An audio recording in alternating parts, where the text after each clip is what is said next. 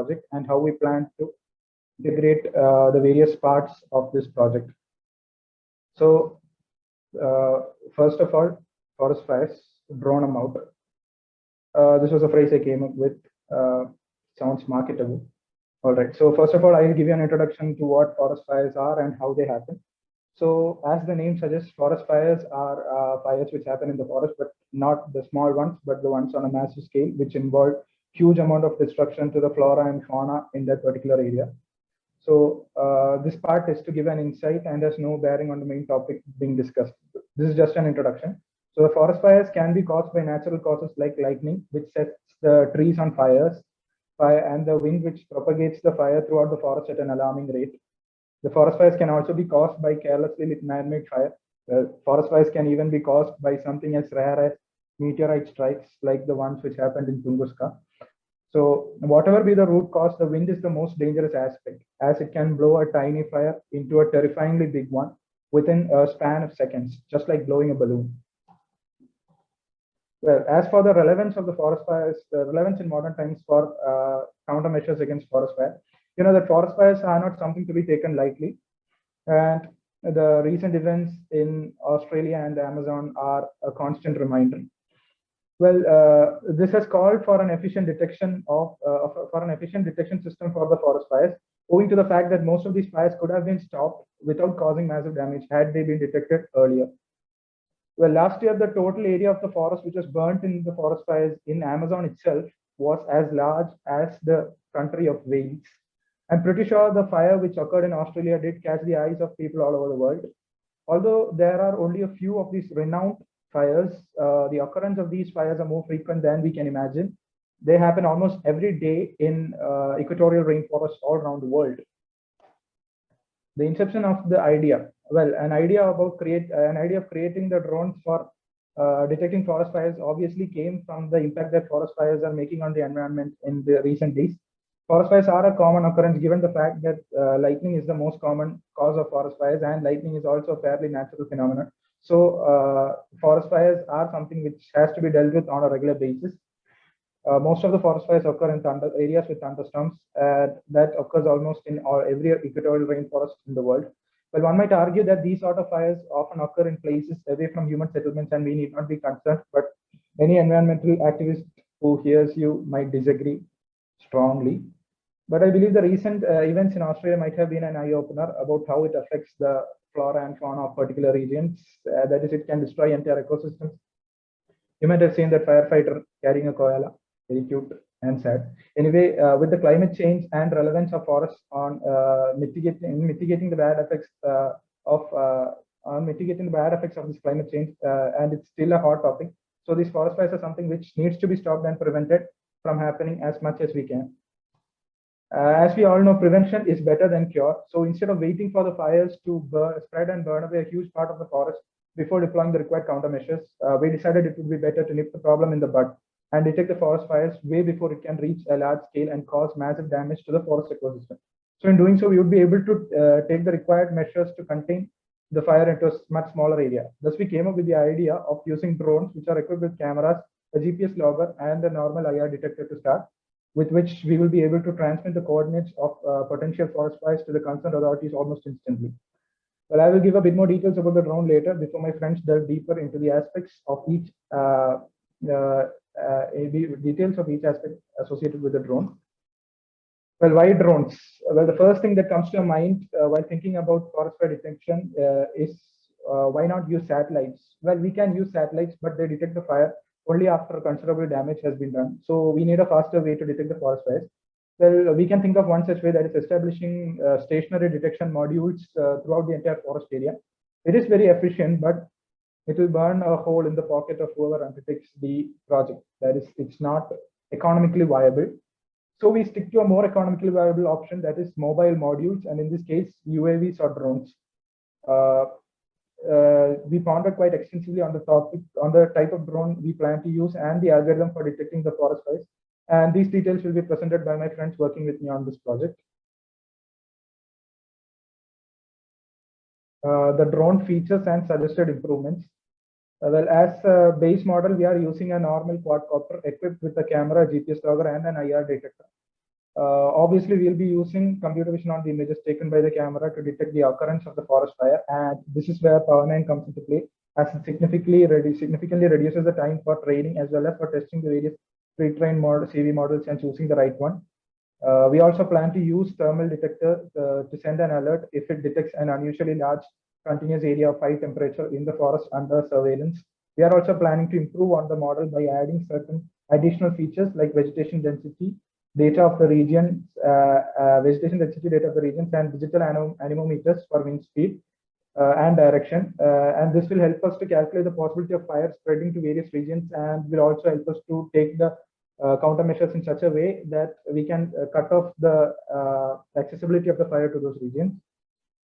Furthermore, we believe that with more access to meteorological data of a location, that is the temperature, pressure, and all, we would be able to predict the areas which have a greater probability of occurrence of forest fires. That is like areas which have thunderstorms, frequent thunderstorms are more susceptible to forest fires. And in such areas, we can focus our surveillance using the drones. And there are also more improvements which can be made to the drone. That is, we can employ the detection of large-scale convection currents in the atmosphere, coupled with the original features to detect forest fires, which are with a much higher accuracy. The figure here shows how the wind can propagate the forest fire throughout the forest. So over to Bharat, who will explain the hardware specifications of the drone which we are using for this project.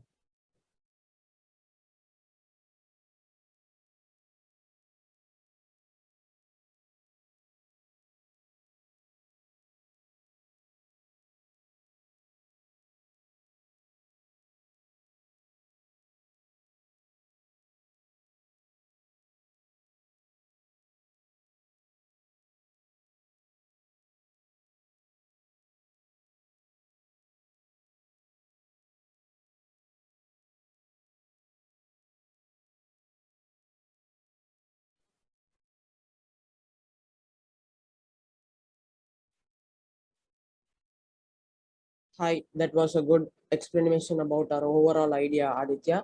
And now I'll be explaining about the reason why we have chosen a multi-rotor and explain the hardware that we are going to use.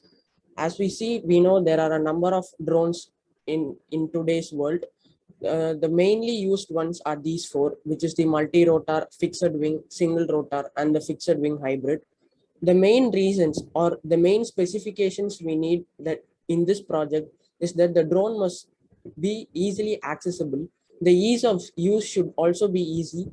The vertical lift and the hover flight should be at a maximum range, and it should have a good camera control, and it should be operated in a confined area. All these specifications were met by the multi-rotor, where the fixed wing had a main drawback in which there was no vertical lift or hover flight, and it also was harder to fly, and it required more training period in this project. And then we have the single rotor, which was more dangerous. We are already trying to solve a danger, and we cannot introduce a new danger into a project. And the last one is the fixed wing hybrid. The fixed wing hybrid is still in development, but the main drawback we don't use the fixed wing is because they don't have a proper hovering, or we can't use it over a long area. So we chose multi-rotor would be a great selection for our project. And now when we come into the hardware implementation, the first step in construction is always to decide the configuration. We use different parts in our drone. The considering appropriate positions and directions of all the components and the PDB is mounted. The battery connections or other tiny pads are soldered into the PDB before mounting. They all act as a communicator, and the PDB mainly sends each component its particular function. The primary drone components, that is, the drone requires these for a proper function, are the nine components that are listed below. First, we'll see about the frame or the chassis. The frame is the main structure or the body of the drone. It is like a bones to the human body. They form the overall structure, and it helps the balance for the drone to fly throughout the forest. When we look at the propellers provide the sufficient lift for the drone. The thrust is nothing but it is the upward force that a drone requires to fly all over the forest. The thrust produced should be greater, or the lifts produced should be greater in such a way that the drone is in a comparably higher height, so it can gather all the information peculiarly and accurately. And now this is the electronic speed controller. It is one of the important hardware component in a drone. This device allows the drone flight controller to control and adjust the speed of the aircraft's electric motor. A signal from the flight controller causes the electronic speed controller to rise or lower the voltage to the motor as required, thus changing the speed of the propeller. So it is one of the main reason for the propeller to produce more thrust and reduce the thrust accordingly for our need. The motor. The motor is the main power source. The motor provides the drone the necessary power to fly over the forest. A selection of drone motor for a particular drone for a proper propulsion system may depend on many factors, particularly the weight of the drone and the other hardware components the drone is carrying with itself. Example, if the fire is too out of control and we need to show some water, like we need to shower some water for the firemen to get inside in the initial stages, there must be a good motor fitted in the drone so that the drone can carry extra weight without any imbalance phasing.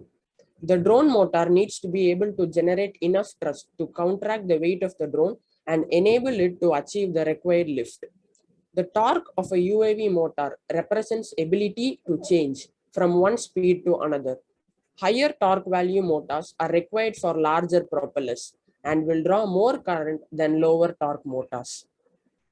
Although we have many motors available, the brushed ones are used for smaller drones for smaller problems. Whereas in our case, our drone has to cover an overall forest, and hence a UAV will be using a brushless motor.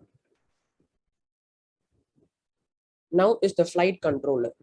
Its purpose and processing and coordinating instructions when the signals are being sent from the electrical components. The flight controller has three main operations. It's the perception, or it senses the signal that the drone has to receive, and it controls them, and it makes a communication between the receiver and the transmitter. So in order for the drone to act according to the groundman, a flight controller is a very required component. The battery. The battery provides the power for the motor and other components of the drone. They are responsible for feeding the power that the drone needs. Still, one thing that you need to remember is, like humans, every drone requires different amount of power. This is why we need to check out other parameters on which we can choose all important batteries. Battery selection depends upon the weight,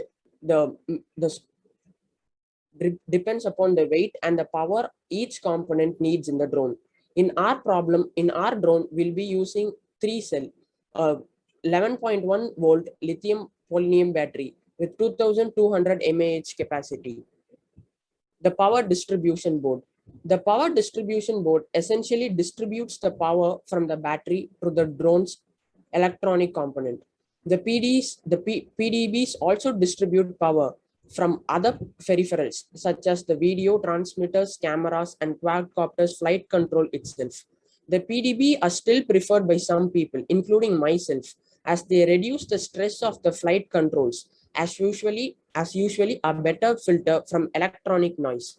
The electronic noise should be completely eliminated in our case, because when the drone is flying over the forest, we must get a peculiar noise and a peculiar vision of the fire.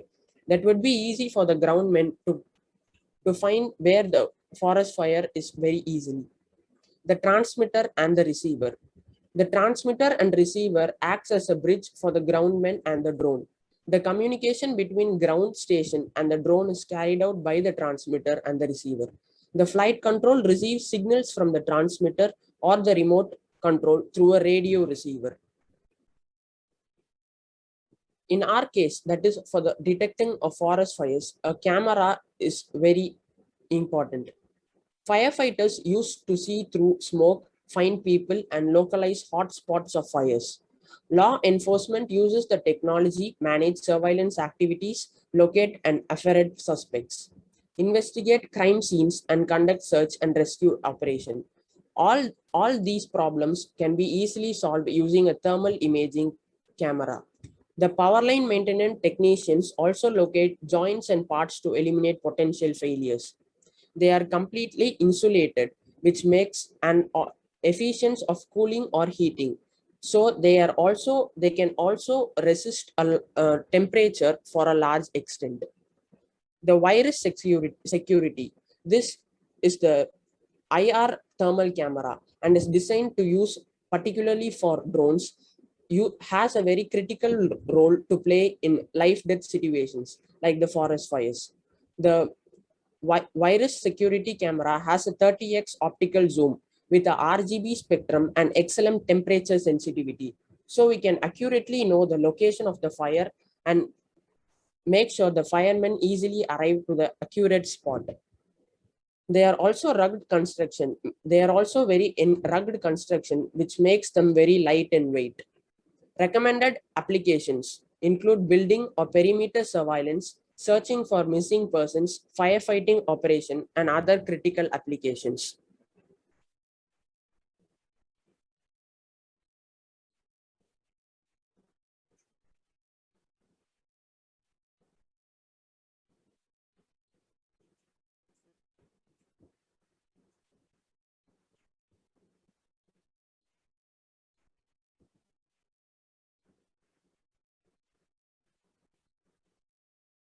Right? And this is a sample image of the camera and the image we are getting after the detection of the forest fire. The forest fire, the camera first has a very high resolution of 800 into 600 megapixels. And we can also use various devices we want to see the forest. That is, you can also connect it using a USB, Ethernet, and a HDMI. This is a sample image that is sent from the drone to the device that we get it connected. The overall working and assembly. The firefighting drone is controlled manually with a radio receiver, allowing the operator to control the movement of the quadcopter in our desired directions. Its movement is controlled by the speed of the motor and way in which the propellers moving, aiming to provide the stability. The receiver in turn relays this information to the flight controller. The flight controller uses the electronic components to control the speed of the motor, which causes movement. The transmitter transmits the feed to the receiver, which transmits it to a display device, such as a screen or the basic computer, which will help the operator in navigation and decision making. The switch is used for an on-off function of the pump for the spraying purpose, which can be used in future. So this is the hardware side of our drone. Now I'm handing over the mechanism and the sensors explanation to Deepthi.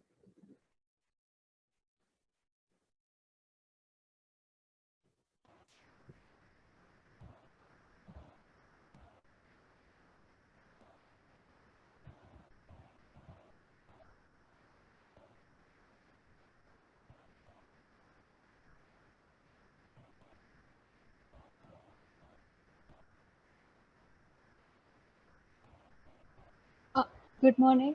This is Deepthi, and I'm pursuing aerospace engineering in Karunya Institute of Technology. So I'm here to talk about the mechanism and sensors of the drone. So to go deep inside the mechanisms, let's know what are the main components of the drone in detail and its function. So the first one would be the propeller. On the quadcopters, the motors and the propellers works in pair. That means the spinning of the quadcopter propeller blades push the air down. So all the air comes in pairs. The first two pair will be rotating in the clockwise direction and the other two will be rotating in the anti-clockwise direction. So which means for every action force, there is an equal and opposite reaction for, as said by the Newton's third law. Therefore, the rotor pushes down on the earth and the air pushes on the rotor, and thus the lift has been created.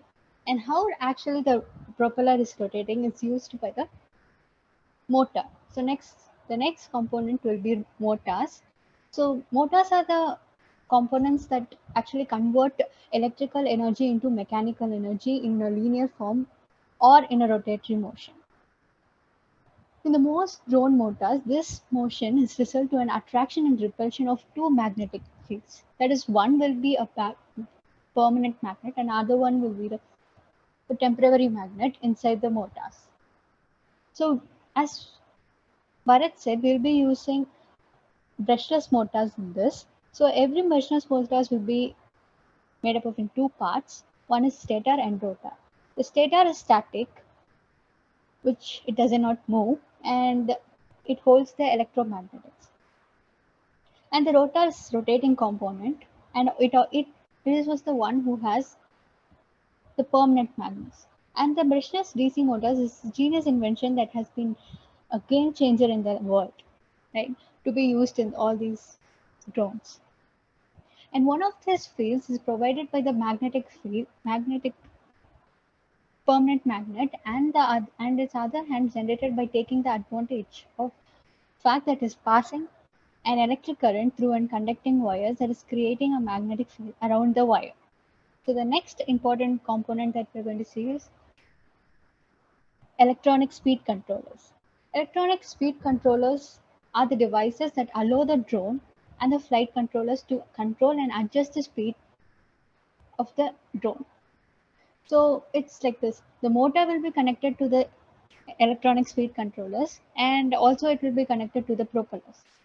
So that as electronic speed controllers send signal to the motors will run, and in turn it will run the propeller to create the lift. So it uses the direct current, which is coupled with a switch system, to achieve an alternate three-phase current. So this output current can be modified by changing the rate at which its phases open and close circuit. The brushless ESCs needs the information on the current position of the rotor to be able to start the motor and choose which direction it is going to be rotated. To determine its position, the ESCs use the information such as last unpowered electromagnetic to measure its induction. The induction varies depending upon the closest magnetic permanent magnet, and it's also depends upon the electronic magnet. The strongest magnet is the magnetic field that has been induced, right? So the next component and we'll be saying is flight controller. So the flight controller is connected to lots of sensors. The sensors that gives the lot of information to us and data, like for example, like height, orientation, and speed, and altitude. So these sensors, as I told, will be giving the information about height, orientation, speed, and IMUs, and determining the angular speed and acceleration, and barometer of the height of the drone, distance for sensing and detecting the obstacles, etc. So, and this flight controller uses the data gathered by the sensor to calculate the desired speed for the four motors. So it is going to be generally like this. So this flight controller is connected to the ESCs, where it gives the signals where it should stop or what speed it has to be moved.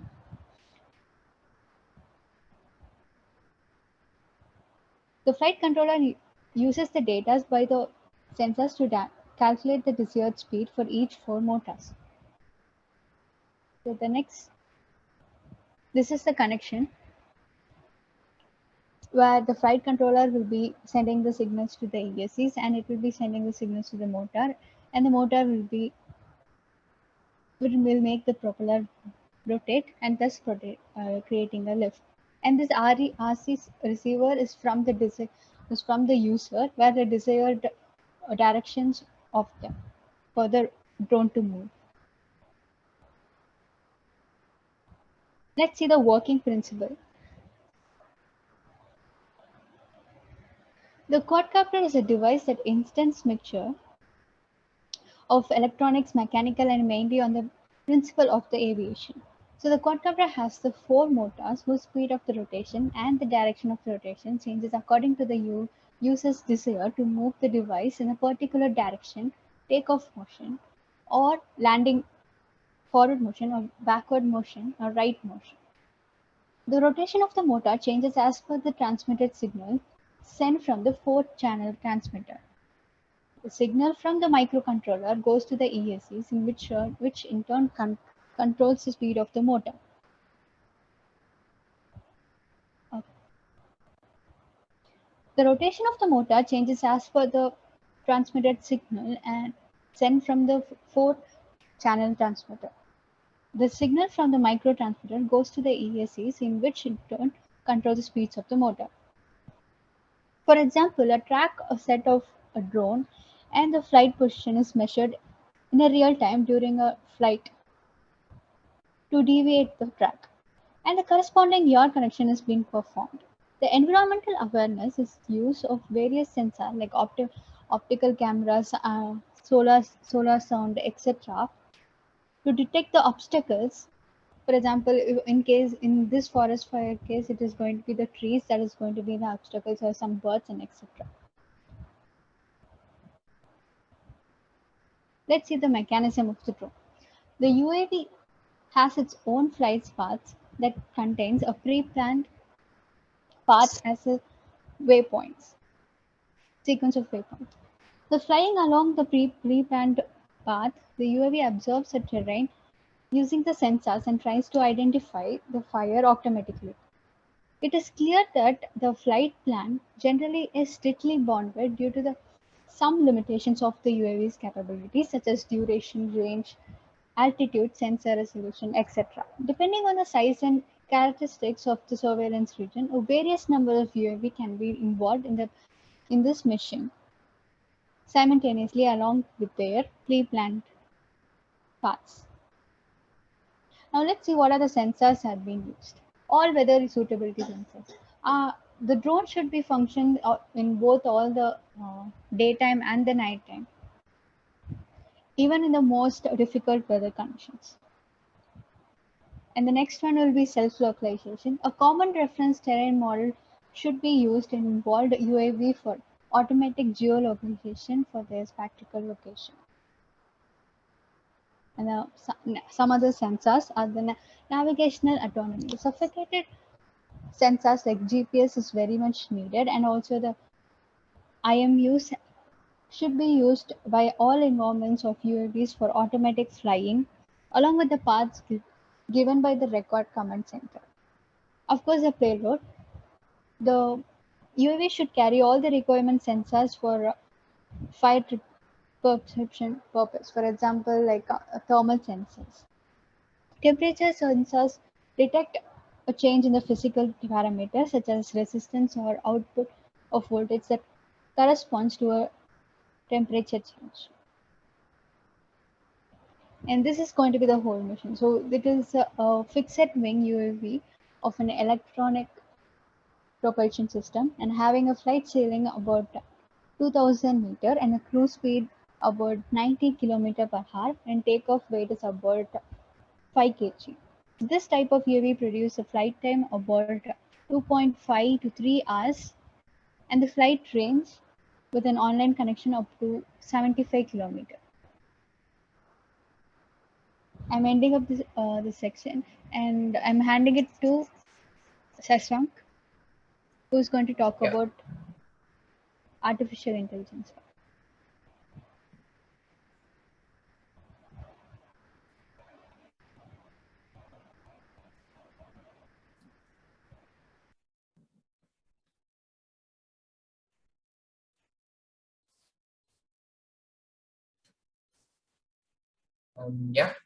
This is Sashank, and I'm a third year student, and I'm interning as a data scientist and machine learning engineer at Object Automation Solutions.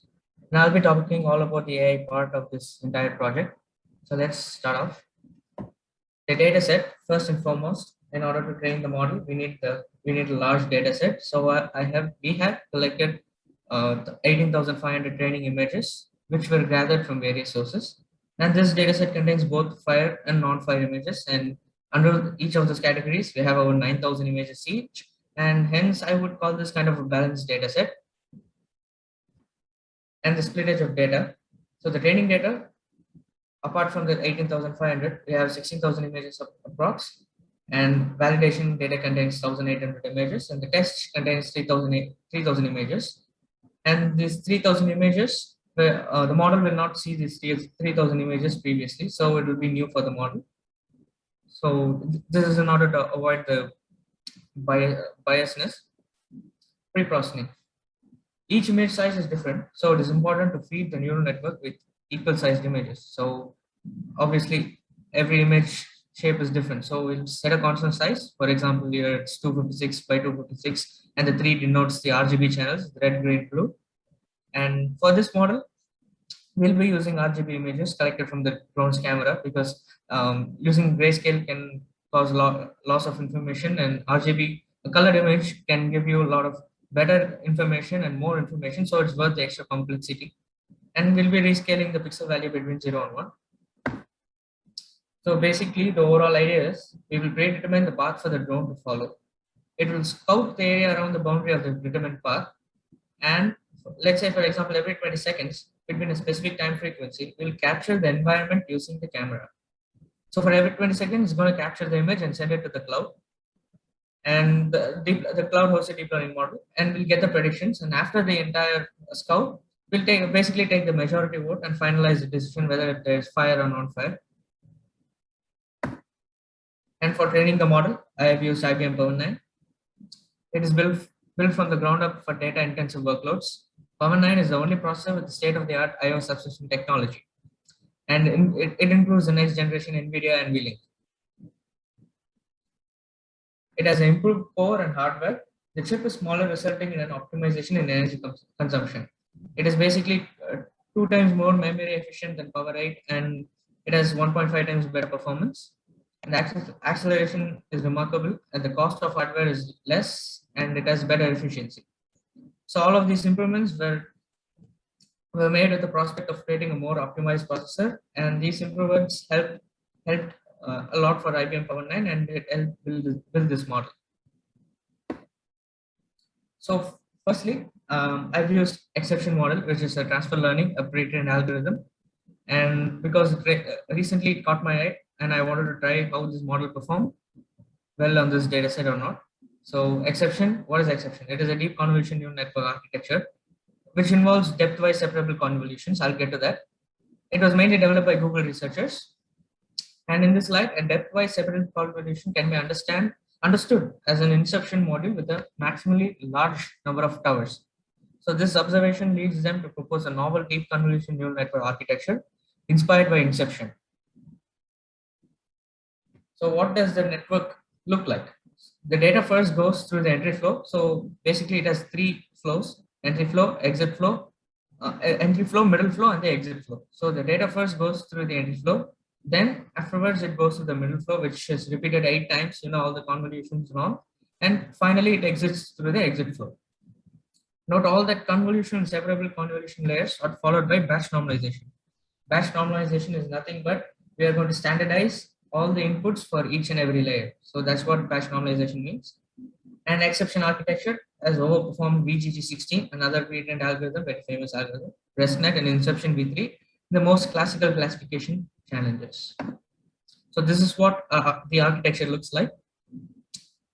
You can go over it. And since this is a binary classification problem, at the output layer, we'll have a sigmoid activation function, since it's logistic regression kind of thing. And how does this work? Exception is an efficient architecture that relies on 2 main points: depth-wise separable convolution, as I said earlier, and the shortcuts between convolution blocks, as in ResNet. If you say convolution is a really, really expensive operation, so to overcome the cost of such operations, depth-wise separable convolutions have been introduced. So they are themselves divided into 2 main steps: depth-wise and point-wise convolution. And after compiling my model, this is the summary. So I can't show you the entire 200 layers of this model's architecture. So here are the first few layers and the last few layers of the model. So this is the first few layers. And you can see that the first input layer consists of 256 by 256 into 3 channels. So the 3 is nothing but the RGB.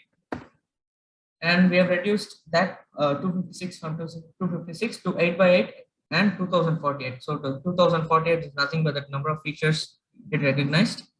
And it has a total of 29 million trainable parameters. Yeah, it is highly complex and it is not very memory efficient, but yeah, exception, like, it performs exceptionally well on the data. So no worries.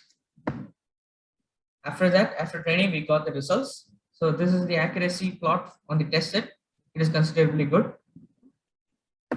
And this is the loss on the test set. So we got a loss we reduced the loss from 0.3 to 0.1, which is good. And this is the classification report for the exception model. Precision, recall, and the F1 score. So the overall F1 score turned out to be 93%, which is quite good. And the recall score is like 85%, but we'll improve that. And this is the confusion matrix. The x-axis is the predicted label and the y-axis is the actual label, meaning the 0 is actually non-fire and 1 means fire. So out of these 871 plus 159 samples, the total samples, it predicted out of all the non-fired samples, it predicted 871 to be non-fire, to be correct, and 159 are the errors. And below is the fire values, and out of those at most 2000 fire samples, it predicted 1963 to be correct, and 37 were of those were errors. So we need to reduce these dark blue diagonals. So that's the main goal. So we need to increase the recall efficiency. And after working with exception, I decided to move on to the next model. And for designing that model, I have used many techniques to kind of plot this and derive to this validation accuracy and the parameters for each of those pre-trained models. And quite surprisingly, I found out that DenseNet 121 performed really well with lesser number of parameters, which is basically in layman's terms means less work and more accuracy. So I wanted to try out DenseNet 121. And this is the plot of those models. And clearly you can see DenseNet 121 has performed better. And over Inception V3, it has about 21 million parameters, and more or less it has the same validation accuracy as DenseNet. So I decided to go with DenseNet. Now, what is DenseNet? It is a traditional feed-forward convolution neural network. So each convolution layer, except the first one, receives the output of the previous convolution layer and produces an output feature map. So DenseNet basically tackles the problem of vanishing gradient, which traditional neural networks have, because each and every layer is connected to its corresponding layer. So the information is preserved, that's it. So that's why DenseNet plays a huge role in this circumstance. So that's what I mentioned here. As the number of layers in the CNN increase, they get deeper and the vanishing gradient problem arises. This means that as the path for information from the input to the output layers increases, certain information can get lost due to the depth of the neural network. So that's where DenseNet proved to be good. It resolves this problem by modifying the standard CNN architecture and simplifying the connectivity pattern between the layers. So this is how it goes. This is the basic architecture. You can see the red layer is connected to the green, violet, yellow, and the orange layers. And as such, for green, violet, yellow, and orange are connected to each other's, but not to the previous layers. So it's just, you can see the hierarchy following here. So this is the neural network architecture. Now you can see the DenseNet 121s here. The dense block, the transition layers, and we've got the classification layers. So at the end, constantly we'll be using 7x7 global average pooling. And as the summarization of the various architectures implemented for the ImageNet database have been provided in the table. Stride is the number of pixel shifts over the input over the input matrix, in case if you are wondering what a stride is. And the end indicates the filters to be moved. So using DenseNet, we can understand the table and we can see that every dense block has varying number of layers. And each transition layer has one convolution layer and 2 by 2 average pooling layer with a stride of 2. So basically, the entire DenseNet has one 7 by 7 convolution, 58 3 into 3 convolutions, 61 1 by 1 convolutions, 4 average poolings, and 1 fully connected layers. And after compiling the model, these are the first initial few layers. You can see, and another important thing, I've used value for the activation function here. And this is the last few layers. And the total trainable parameters are 7 million. So we have reduced from 29, which was previously 29, to be 7 right now. It is literally 1/3 of the parameters of exception. And it gives you the same almost, and not almost, even better results than exception. And this is the accuracy. The green line indicates the training accuracy and the red line indicates the validation accuracy. And in this case, the validation accuracy is better than training accuracy, meaning a model is performing exceptionally good. The loss, as I said, red is validation, green is training, and the loss on the validation is lesser than the training, which also indicates a good sign. And this is the confusion metric values. Previously, you saw for the exception that we had over 159 errors for the fire recall, but right now we have reduced them to be 8. So we've reduced almost 151 errors, and that's pretty good. This is the precision recall or the classification score, if you want to call it. And previously our F1 score was at 93%, and after using DenseNet, we got 98%. So next step, the basic threshold value for a sigmoid function is 50% or 0.5. So we can play with that and try to increase the recall of our model. And to decide what threshold to use, there is a method called AUC ROC curve, the receiver operator characteristic curve. And what is that? It is a curve. And it is an evaluation metric for binary classification problems. It is a probability curve that plots the TPR. TPR is nothing but the true positive rate against the false positive rate at various threshold values, and essentially separates the signal from the noise. So the AUC, or nothing but area under the curve, is a measure of the ability of a classifier to distinguish between classes, and is used as a summary of the ROC curve. So in layman's terms, if the area is if the area is more, the model's performance is better. So higher the AUC, the better the performance of the model at distinguishing between the positive and negative classes. So for our model, the test ROC AUC score was at 99%, which is extremely good. And this is the curve that I got, ROC curve. So you can see the area under the yellow line is at almost perfect, and it's at the highest area you can get under. So our model is good. And the red line indicates the 50 mark percentage, that mark. So below that would be like our model is practically if the yellow line was below the red line, our model was practically guessing it. So our model is pretty good. And after various metrics and testing, I've finalized on a threshold to be 41. And after setting a threshold to be 41, we got the precision and recall, and we've increased the recall by 1% and increased the precision by 1%. So I finalized on this, and I think this model is ready to be hosted to the cloud. This is the confusion matrix. So previously, it was at 50% threshold, our confusion matrix were at 18, I guess, the recall values. So now it has reduced to 12, and we've practically balanced out everything. And yeah, this is a good model. Now over to Aditya. My part's over. Now he will be showing you a video simulation of our project. Thank you.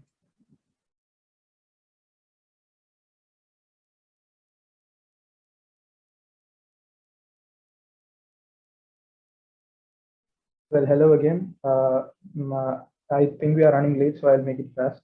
So I already gave you an introduction as to the idea behind the project and how we are integrating the various parts of it. So now one more thing I would like to show you is the scope of expansion of this project. That is the UAVs are inevitable to be an integral part of the human society, especially with this pandemic situations. Now UAVs are used for delivery and lots of other applications. And the use of these UAVs are not just restricted to forest fires. They have a wide range of applications from flood relief and in that case, relief activity in any natural calamity to agricultural purposes. And we are planning on creating more of these sort of utility drones in separate projects.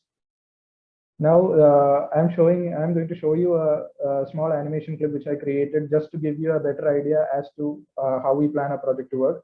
So these drones will be patrolling, literally patrolling the forest regions, and they will take snaps of the forest at regular intervals, which will be set into the ML cloud to predict whether it's a forest fire or not. And in case it turns out to be a forest fire, the drones will move towards the fire until it reaches a particular temperature. And the location of the drone will be recorded at that point via the GPS logger. And so we will be able to obtain the exact coordinates of the location of the forest fire.